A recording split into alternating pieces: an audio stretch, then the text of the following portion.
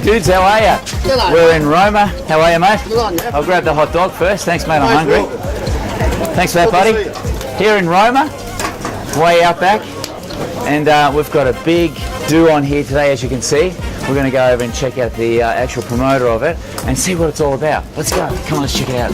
With the promoter of the big bike tour here at the moment, it's got Lynn. How are you? Not bad, how are you? Good. Now, we've run into each other through the way out here to Roma quite a few times, eh? Yes. And I've been travelling with you guys as well.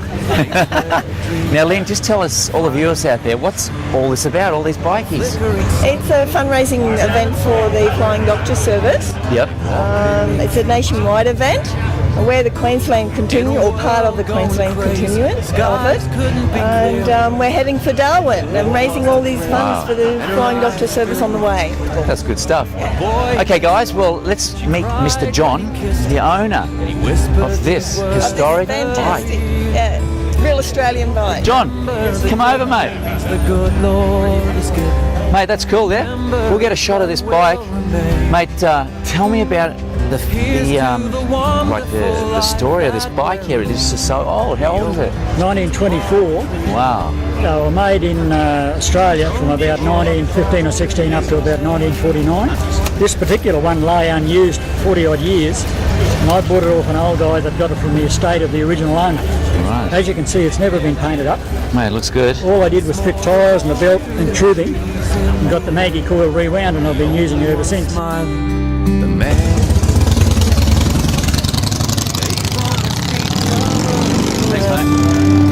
The sun came up too soon.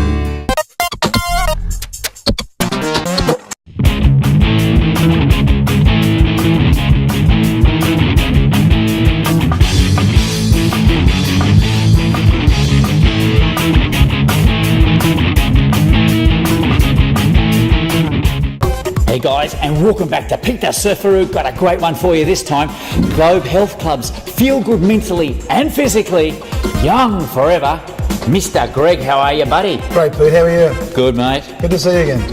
Mate, today we're talking about, I'm putting on a bit of weight around the old guts, mate. Yeah, well, that's what we're going to talk about today. We're going to talk about the midsection, the abdominals, the old six-pack. So we're going to go through a few little procedures today, and I'm sure they're going to be a good help for me to show the people what to do.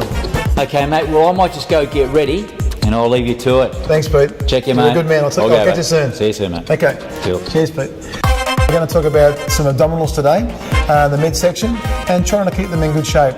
You know, which 12 months of the year is not easy for most people because we have functions to go through, we have parties, and we have a few ales and a few little glass of wine. So we have to have a bit of a balance. We can do that pretty easily. If we think about, let's briefly talk about just quickly with our food, okay? If we're going to be having like high carbohydrate foods and high sugar foods, that's going to be extra calories for us to burn off. If we are prepared to burn more fuel, a bit more walking, a bit more jogging, a bit more running, etc., well then we can have those extra foods. But if we're going to be smart, cut those foods down a little bit, which is going to help us to utilise our body fat as energy, then we're on the right way to being nice and lean and feeling fit and healthy forever. Oxygen is our biggest transporter of all nutrients through our body. So if we can breathe correctly, then we're halfway there to being successful in what we're trying to achieve.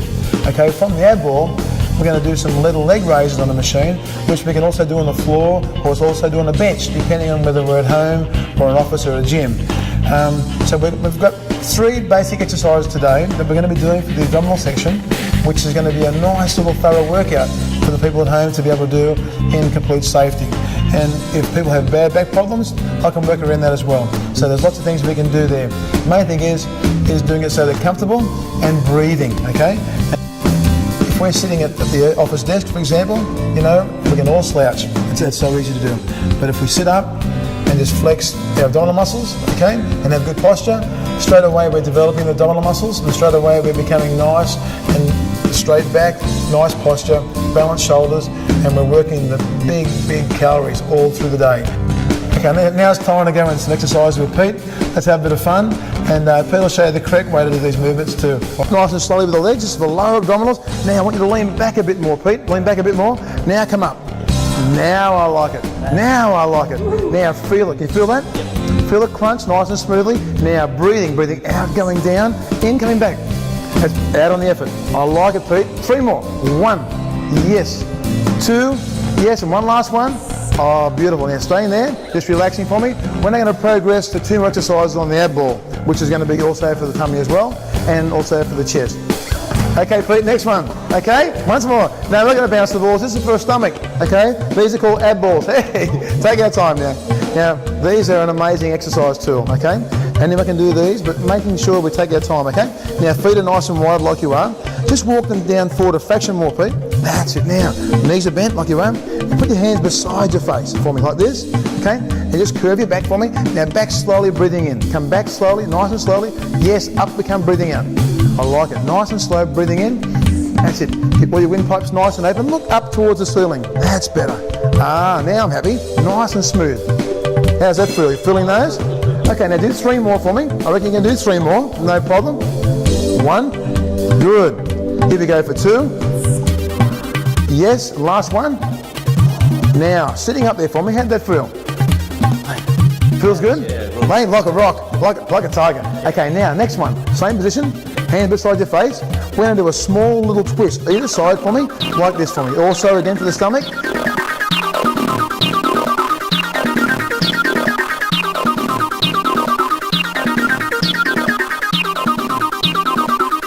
Round we go, other way. Nice and smooth, just a nice little slow twist. Nice control. Main thing with these, we don't rush them, we take our time because we never move, we always move our legs, we don't twist our bodies. So this is going to keep those nice obliques and serratus nice and tight for you. How's that sound? Sounds good? Okay, now have a little relax for me. Now, one last one. As the first one, we went straight back and forward. We're going to go back this time and to the left. Back this time and to the right, okay? You ready? Hands beside our face once more. Let's go. Back we go. Now, here we go. Up we come. Lovely. Come back smoothly and up. Yes, and how's that feel?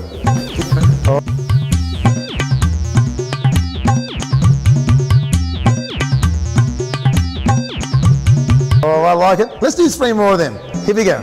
Here's 1. That's good stuff. Here's 2. And who said you couldn't do it?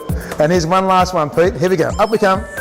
Sensational. Now, coming up, just relax for me and feel good. The main thing is when you get these little balls working, don't just rush up and stand up. Just feel yourself, get your balance together and feel good. And I guess your favourite movement's this one, Pete. I like it. I like it. Oh, yeah. I like it. Yeah. That's good. I like it. I'm ready. Hey dudes, how are you? Come and join me, we've got something really special for you guys out there. Mr. Tex, how are you, mate? Hey, how are you, mate? Good, buddy. Mate, bikey dude. This is Bundy, yeah, little 12-month-old stumpy tail blue heeler. Mate, tell me about the history of this dog and the dogs you've had, mate. Bundy's got big shoes to fill. I had another blue heeler called Cash who done 300,000 Ks on a bike and unfortunately got killed by a car. But this one, she's 12 months old and she's done about 12,000 Ks on a bike and it's done a 500k open ocean jet ski ride, raising money for special needs kids for Variety Club of Queensland. But she's travelled everywhere with me from Sydney down to Phillip Island for the races, leads the Barry Sheen Memorial Ride. She's ridden up to Queensland and now we're on our way to Darwin. So. And does she have a seatbelt or something, or how does she balance on the bike? I harness her to me just in case, and I have a leash on the front just to keep her head right, but she balances in there, hangs in. We've road tested her officially to 280 kilometres an hour. Whoa, we're going off here today. We've got so many bikers out there, and our next destination is Charleville, is that right? Charleville today, yep, and then we'll be in Darwin next Friday. Wow, that's a big tour out there for all these guys. And you guys out there, if you see them, support these guys. You know, it's going to a cause for the children. Yeah, and for the Royal Flying Doctor for this trip. And Bundy's in there doing her part. So. Oh, that's great, mate. Mate, I reckon we should check you in your full gear as you leave with me, because I'm joining these guys for a little bit, because we're going to disperse out near Charleville somewhere. We're going to take you guys on a ride that you'll never forget. Come and join us. You ready, mate? Yeah, come and ride with Bundy. Let's do it. Woo!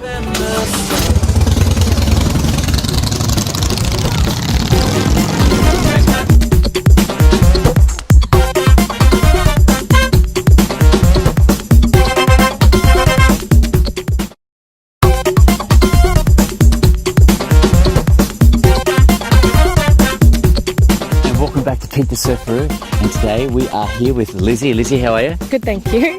Now, Lizzie, we are actually standing on top of some caves here. Yes.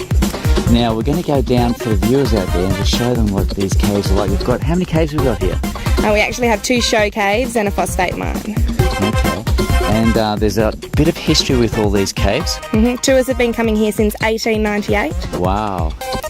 And of course, we've got a phosphate cave and... Phosphate mine, yes. where they actually mined phosphate, which is really old bat poo. Oh, okay. Yeah. That's one for the viewers if you're bat poo out there. Okay. And we have the cathedral cave, which we're going to as well. Now, that's a pretty exciting one, I hear. It has the largest stalagmite in the southern hemisphere.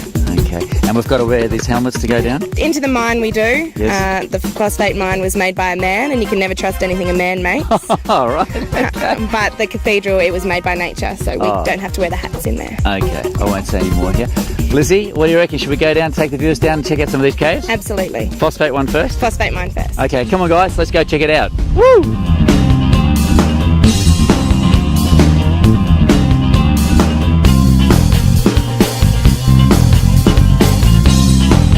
So what are we looking at the moment, Lizzie? It's a big hole. Hey, how deep down is this? We're about 15 metres. Wow. So what's this tunnel here at the moment? This is the tunnel that they dug out, trying to link up with other caves. Okay. Whoa, pretty spooky in here.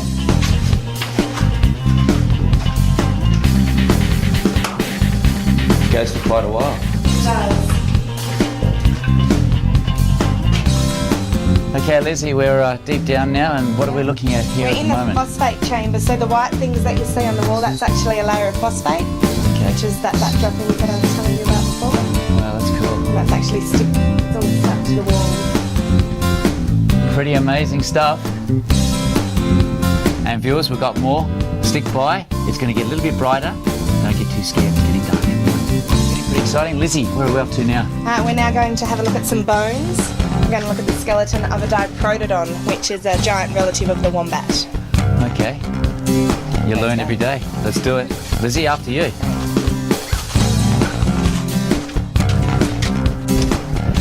And in the corner, it's dark again.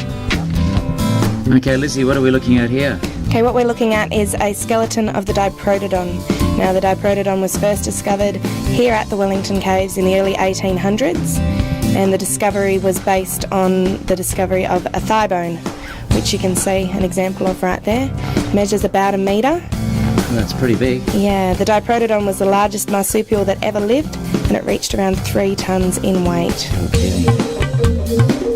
And we've got an actual skeleton footage we've got here. Yeah, this is footage of a cast of a skeleton. Okay. So it's a mould of a skeleton, and there's also a model of the diprotodon out the front of the kiosk that you might want to have a look at later. And do you know much about where they roamed and all that sort of stuff? They just roamed all over. They were the giant relative of the wombat. Okay. So they were very similar looking to the wombat, and as I mentioned, it was 3 tonnes in weight, so it was a bit of a gentle giant.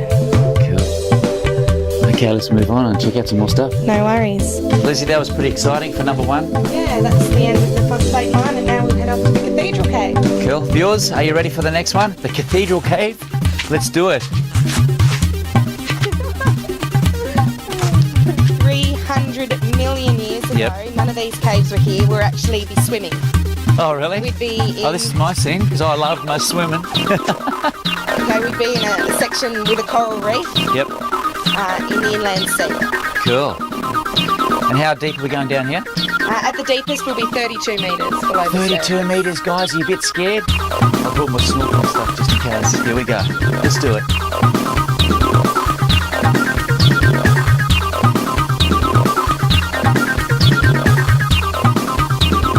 Lizzie, it is just so nice in here. It's so calm and peaceful. That stress from the big city's all gone. It's actually 18 degrees in the cave. Wow. And it's always 18 degrees, so it's really pleasant to come into. And what's this thing hanging right up above me here? Dripping. This is a stalactite, and it's actually active, so that means it's still growing. And the drips is actually the stalactite growing. And how does it actually form? Like from drops coming down? Yeah, okay, when water from above moves through the limestone, it picks up calcite. Yep. And with every drip, a speck of that calcite is left behind. Not out of breath. You must get pretty fit doing this all the time, I tell you. No, not at all. And this is amazing view just up here, up the top here. This cave, mine, cave. Cave. We're in a cave now. And it's got quite a few stalactites hanging out. Stalactites, yeah. And we're going to check out some stalagmites meeting, maybe. We are. We're going to see the largest stalagmite in the southern hemisphere. We just head down this way here. Cool, after you, viewers. Let's go check this out, man. This is exciting stuff. Woo! Okay, at the moment you're looking at the top of the cave and you're coming down to look at the altar, which is that large stalagmite that we saw when we walked in here. Now the reason it's been nicknamed the altar, if you go back 100 years ago, they actually used to hold mass here in the cave. Really? And if you look carefully on top of the rock that looks a little bit like a pulpit. Okay, we're looking at it right now. Okay, if you look just on top of it and you look really hard at it, you'll actually notice the Bible. Now that Bible has been there ever since Mass was held here. And when we get a lot of rain, the stalactite that's above that Bible actually drips down and it's starting to become part of the formation. Okay. So eventually, thousands and thousands of years, it might join up. Maybe millions, but yeah. Okay, we're talking millions. We're talking millions. You'll also notice this white section just down here. Yeah. That's where the formation is still growing. So we still have water coming down and dripping. If we were the very first visitors to this cave and there weren't those early visitors coming through, that whole formation would be a really nice white crystal colour, just like that section we're looking at now. So it pays for people not to, when they're coming in here, to touch anything? Yeah, absolutely. And also candle smoke. The candle smoke from those early visitors who were here in the late 1800s. That's actually done a lot of damage as well. Geez, when we're looking up at it close, it just looks so hairy, eh? It's very solid. It's almost like rock.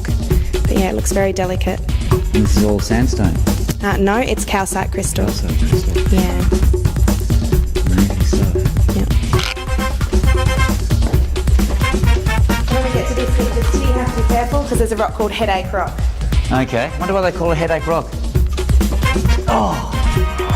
Oh, Headache Rock. No.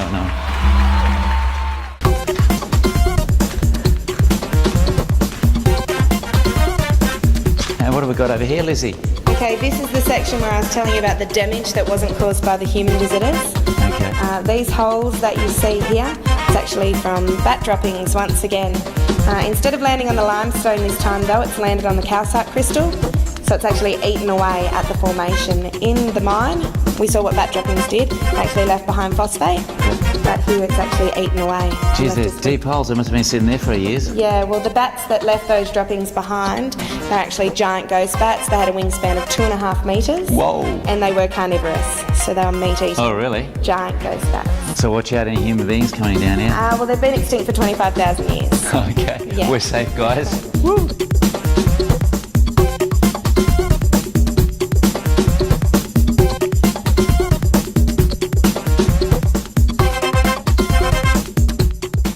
Entertainment Plus presents When a Poodle and an Inspector Meet. Hey, I think she's onto something. They form a great relationship. This is the story of a remarkable dog who joined a great team, and together... Do you want to show me? Oh my God! make this a safer place for all. Where's your kangaroo? They are Come on, settle down.